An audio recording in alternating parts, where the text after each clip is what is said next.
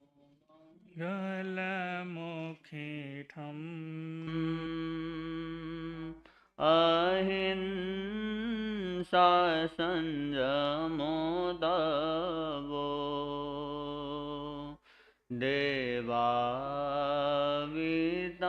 नामं सन्ति जसधम्मे सयामनो।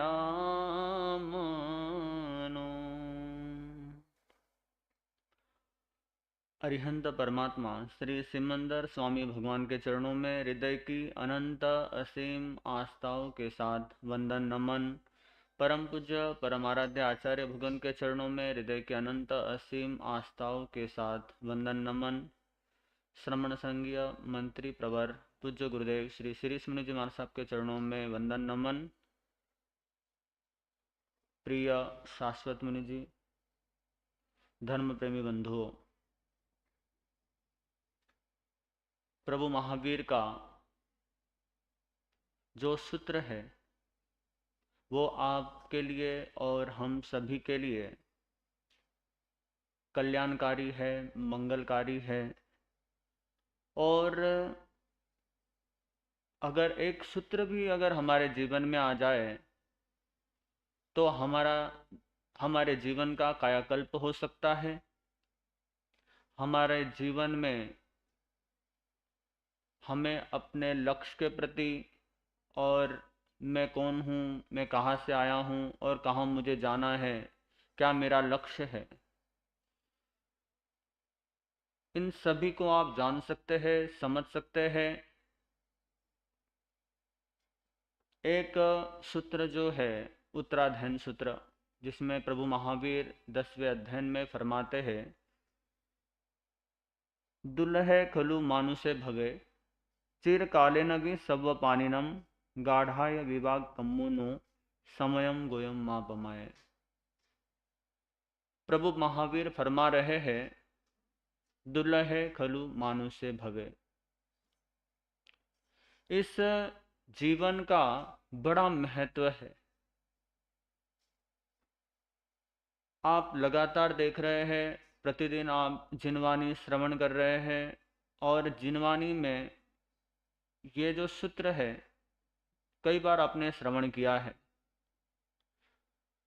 पर होता क्या है कि जब भी हम श्रवण कर लेते हैं और कुछ समय के बाद हम भूल जाते हैं, हमें ध्यान में नहीं रहता। जब तक यहाँ हम बैठे हैं तभी तक उस वाणी का असर हमारे पे रहता है। जैसे ही हम यहाँ से बाहर गए, परिस्थितियाँ जैसे हमारे सामने आती है, तब उस समय में हम सभी सूत्र भूल जाते हैं।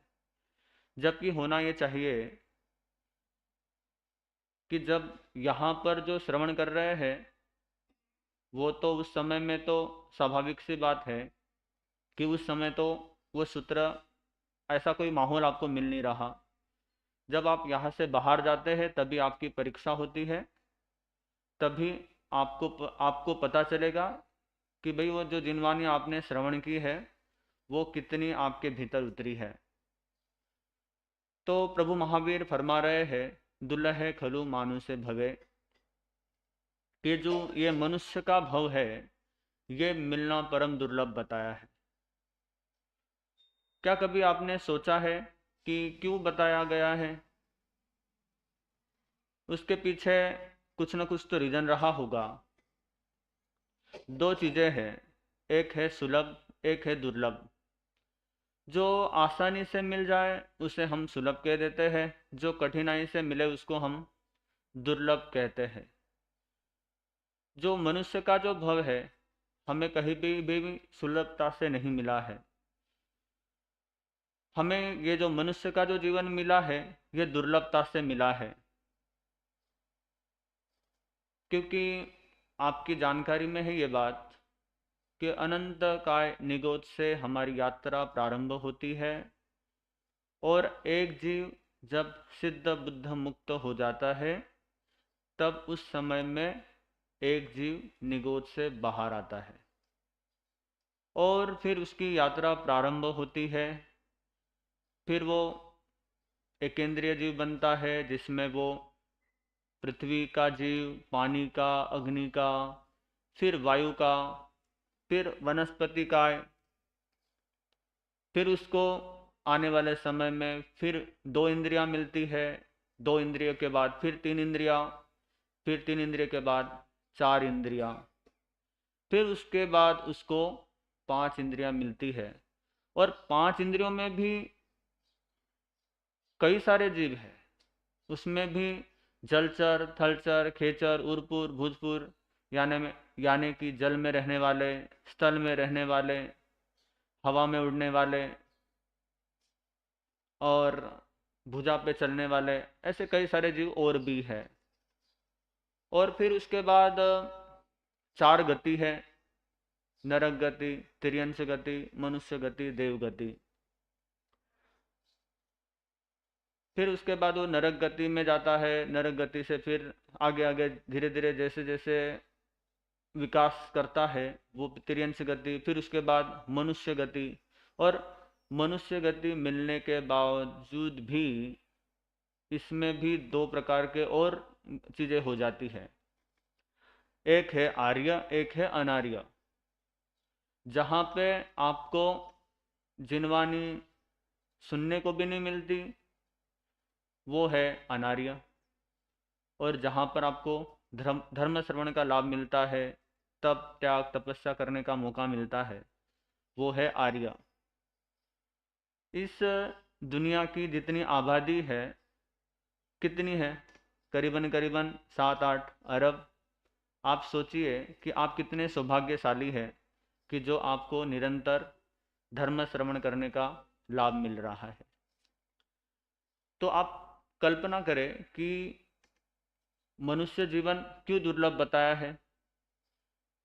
जो मैंने आपको अभी तक जो बताया उसमें भी जो पृथ्वी का है और जो भी बताया गया, निगोद में तो अनंत काल तक रहते रहे हैं, और उसके बाद फिर असंख्यात, फिर ये गणना जो है इतनी, जितना कहने में आसान है उतनी समझने में उतनी कठिन है। तो इसलिए आप इस चीज़ को समझिए कि मनुष्य का जो जीवन आपको मिला है ये कितनी दुर्लभता से मिला है, कितनी घाटियां आपने पार की है। कहते हैं कि वो 9 घाटियां पार करके आपको धर्म श्रवण करने का लाभ मिला है, तब आपको ये मनुष्य का जीवन मिला है। तो इसकी कीमत को आप समझिए। नहीं तो कई लोग ऐसे हैं जो जिनको 5 इंद्रियां भी नहीं मिलती। आप देखिए कितने सारे लोग हैं जिनको 5 इंद्रियां यानी कि कान, नाक, जीवा, नाक, मतलब पूरे की पूरी 5 इंद्रियां मिलना भी बहुत दुर्लभ बताया गया है। उत्तराधन सूत्र में ही 7वें अध्ययन में 1-2 उदाहरण आते हैं जो कि मनुष्य भव की सार्थकता, मनुष्य भव की महत्ता बताने के लिए है। एक उदाहरण तो है, एक वणिक था, उसके 3 पुत्र थे। एक समय के बाद उसने सोचा कि अब बच्चे जो है बड़े हो गए हैं, तो उनको अब इस समय में व्यापार में लगाना चाहिए। स्वाभाविक सी बात है, आप भी यही करते हैं। एक समय के बाद जब बच्चे बड़े होने लगते हैं तो धीरे धीरे उनको, क्योंकि व्यवहारिक चीज़ें हैं, आगे उनको ज़िंदगी चलानी है, तो उस हिसाब से वो आगे के जो है वो करते हैं। तो उन्होंने क्या किया, अपने तीनों पुत्रों को एक जैसी संपत्ति दी, 1000 मोहरें उनको दी, और वो तीनों जो पुत्र थे वो व्यापार के लिए बाहर की तरफ चले गए। जो तीनों पुत्र थे उनमें एक पुत्र जो था उसने क्या किया, उस धन का सदुपयोग किया, क्योंकि जो व्यक्ति मेहनती होगा, पुरुषार्थी होगा, आलस नहीं होगा जिसके मन में, वो जिंदगी में कुछ कर भी सकता है। धर्म के विषय में भी यही बात है। यहाँ पे भी आपको पुरुषार्थ करना पड़ता है। अगर पुरुषार्थ ना करो तो आप आगे नहीं बढ़ सकते। जो पहला पुत्र था बड़ा परिश्रमी था, मेहनती था, तो उसने उस धन को और आगे बढ़ाया। दूसरा जो था वो कम मेहनती था, तो उसने उस धन को जितना था उतना ही रखा।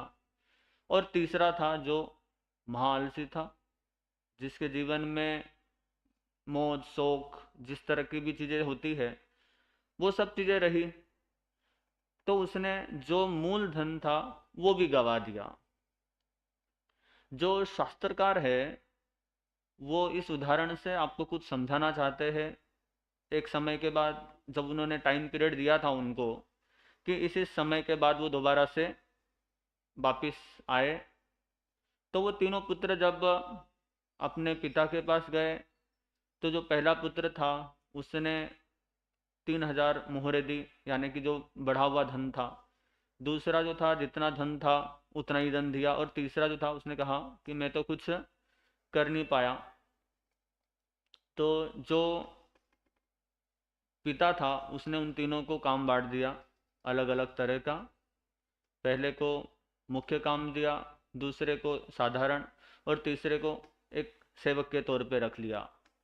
कहने का जो तात्पर्य है इस उदाहरण से, एक बात जो समझने वाली है वो ये है कि जैसे पहला पुत्र था उसको धन दिया गया तो उसने बढ़ाया, वैसे ही हमें मनुष्य का जन्म मिला है, और इस मनुष्य जीवन से हम आगे की तरफ भी जा सकते हैं और पीछे की तरफ भी जा सकते हैं।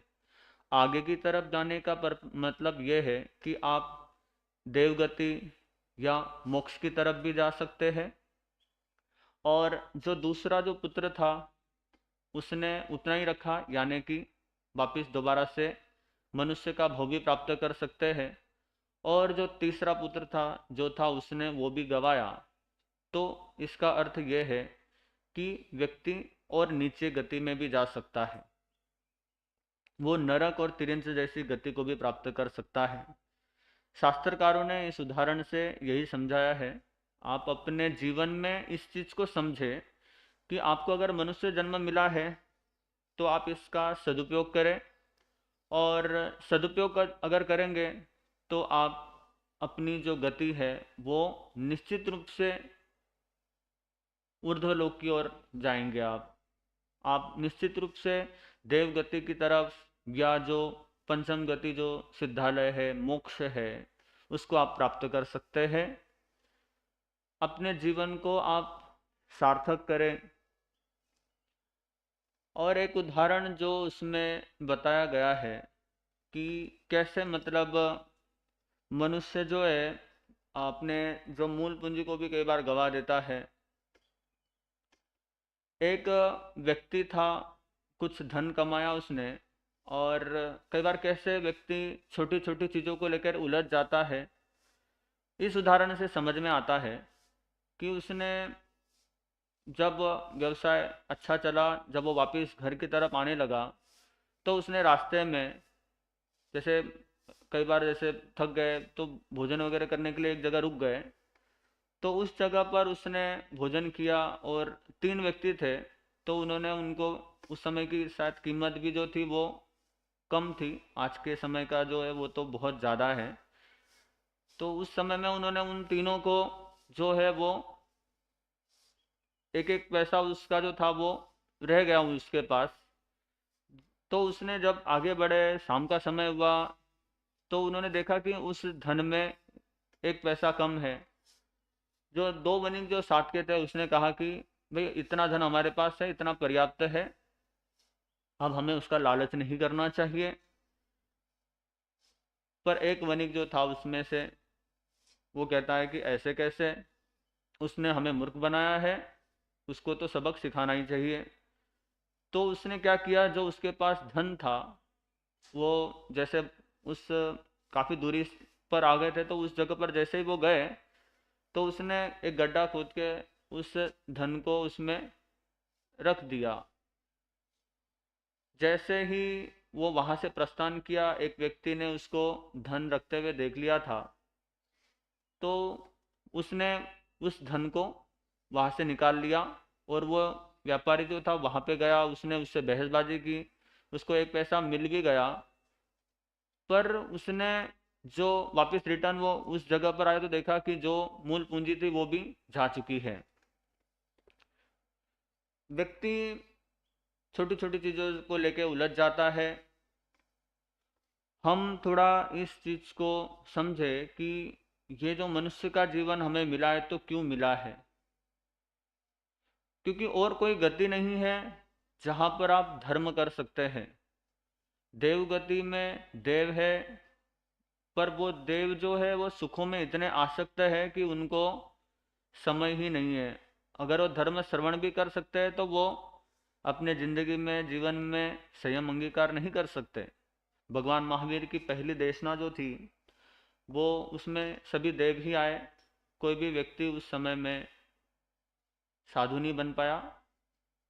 वो तो अगली जो धर्म सभा थी, अगला जो समूहशरण लगा, उसमें गौतम स्वामी आए और उसके बाद आगे चार तीर्थ की स्थापना हुई। तो देव जो है वो धर्म को जीवन में अंगीकार नहीं कर सकते। नरक में इतनी वेदना है, इतनी तकलीफें है, इतना दुख है कि वहां पर दुख के अलावा और कुछ नजर नहीं आता। वहां उनको क्षणिक सुख भी नहीं है। जब पांच कल्याणक होते हैं तब आंशिक रूप में कुछ समय के लिए उनको सुख मिलता है, और तिर्यंश में भी उसमें भी कुछ भी नहीं कर सकते। सिर्फ एक मनुष्य का ही जीवन है जहाँ पर आप धर्म कर सकते हैं। अपने जीवन में दया, प्रेम, सद्गुण जितने भी है वो अपने जीवन में आप ला सकते हैं। कहते हैं कि दुर्लभ मानुष जन्म है देहन बारंबार, तरुवर जो पत्ता झड़े बहुरी न लागे डार। यानी जैसे एक बार वृक्ष से पत्ता अगर अलग हो गया तो वापस दोबारा से वृक्ष पर लगना मुश्किल होता है, वैसे ही ये मनुष्य का जीवन भी है। आप ये ना समझिए कि आपको मनुष्य का जीवन मिल गया है तो आप निश्चिंत होकर चले कि आपको आने वाले समय में भी मनुष्य का जीवन मिलता रहेगा। अगर आपने धर्म नहीं किया, आपने साधना नहीं की, तो आप दोबारा से नीचे की गतियों में भी जा सकते हैं। अगर आपने विकास किया है, अगर एक समय सीमा है, उस समय सीमा में अगर आपने लक्ष्य को नहीं पाया, अपने जीवन में जो मूल चीज है, जो मूल बात है उसको नहीं समझा, तो निश्चित रूप से आप अपने जीवन में इस संसार में ऐसे ही अनादिकाल से घूमते रहे हैं, भ्रमण करते रहे हैं, और ऐसे ही अनादिकाल तक भ्रमण करते रहेंगे।